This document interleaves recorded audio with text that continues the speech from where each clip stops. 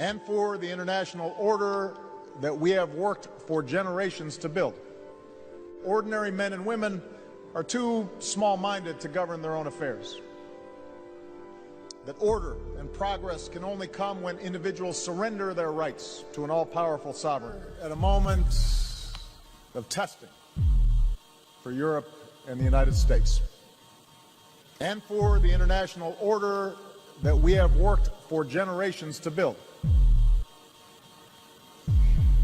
Throughout human history, societies have grappled with fundamental questions of how to organize themselves, the proper relationship between the individual and the state, the best means to resolve inevitable conflicts between states.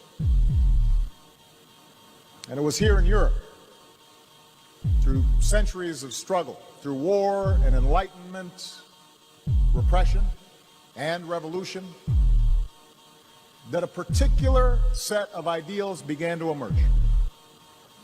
The belief that through conscience and free will, each of us has the right to live as we choose. The belief that power is derived from the consent of the governed, and that laws and institutions should be established to protect that understanding. And those ideas eventually inspired a band of colonialists across an ocean, and they wrote them into the founding documents that still guide America today, including the simple truth that all men and women are created equal. But those ideals have also been tested here in Europe and around the world. Those ideals have often been threatened by an older, more traditional view of power. This alternative vision argues that ordinary men and women are too small-minded to govern their own affairs.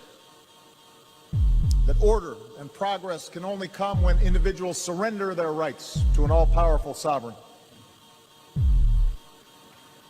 Often, this alternative vision roots itself in the notion that by virtue of race or faith or ethnicity, some are inherently superior to others, and that individual identity must be defined by us versus them,